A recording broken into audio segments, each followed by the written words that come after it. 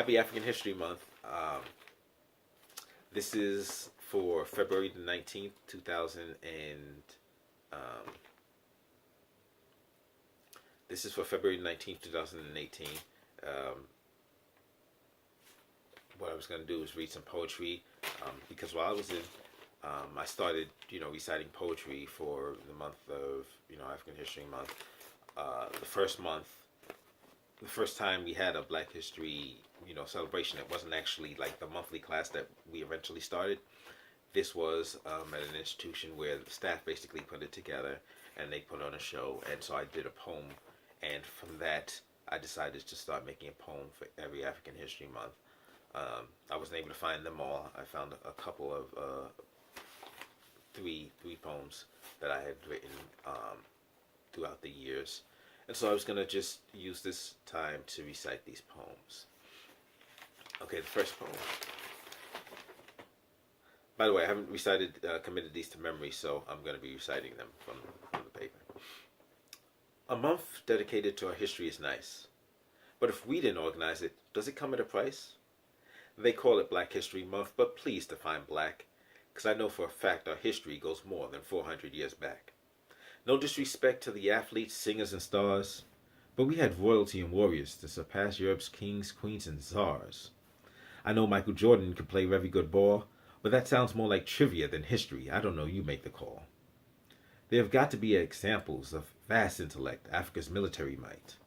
Basketball, tennis, golf, how'd this month get so trite? I don't claim to be wise, like some of you guys. Been bamboozled for years and recently realized. I was taught Black history in America schools, yet it all took place on this continent. They're still trying to play us for fools. As a people been around for thousands of years, haven't always been downtrodden, sweating blood, shedding tears. We've got a glorious past, and you could call it a hunch, but to really learn about it takes more than a month. They say those who forget the past are doomed to repeat it, but if we never learn it, we're already defeated. There's a lot I've got to learn. I got to tell you the truth. Our family tree is dying because we've been ripped from our roots. To know that I don't know, well, that's just the beginning. To make sure that I find out is the next step in winning.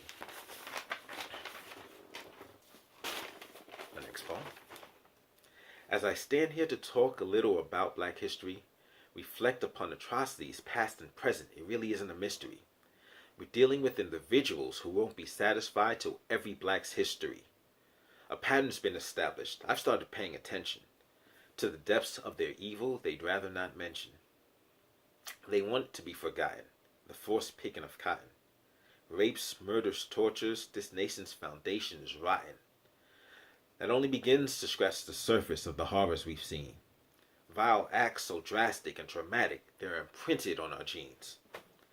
Curriculums they teach are brief, incomplete of details, like slowly slaughtering men in front of women to instill fear in females. Trying to downplay the extent of what they've done. Unrealistic portrayals in the films like slavery was sort of fun. It's amazing the lies we're told, like Africans being sold by other Africans. For what? We had all the gold. Expects us to believe when all they do is deceive. In attempts to escape justice they should receive. I see visions of blood flowing, bare muscle and flesh showing.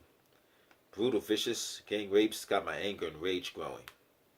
That's why we got to remember, from January to December, to keep the fire blazing instead of a tiny ember. Because in any African with any pride, who finds the truth that they're trying to hide, will not allow to go unpunished 400 plus years of this genocide. Even with the limited information that I found, I can hear the blood of my people screaming out from the ground. For justice, now, I try to honor the people that we've lost. I dedicate this to past and present victims and future survivors of the African Holocaust. Now for my last poem that I was able to find. Here's the point of discussing the past. To figure out why our race is dead last. To discover how Black became the title of the so-called most despicable caste. To find the roots of our self-hatred now that the pressure's somewhat abated. Why we can't get a plan in action to have our status elevated. Reveal the extent of our race's greatness, which some have fought so hard to hide. To teach this to our children, give them a reason for pride. Respect our fallen warriors and how hard that they tried. See that their pain was not in vain, for it was a cause.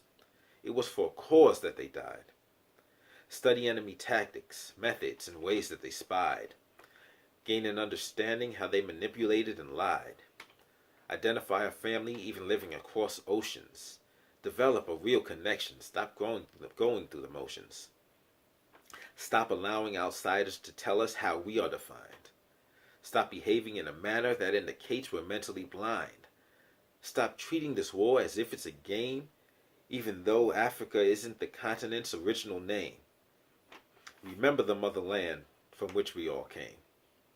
I only call it African History Month to indicate we're the same. This is only a piece of the puzzle. It's not the end of the fight. It's one step in finally starting to get our minds right. Thank you for joining me for today's episode, and I will see you in the next episode.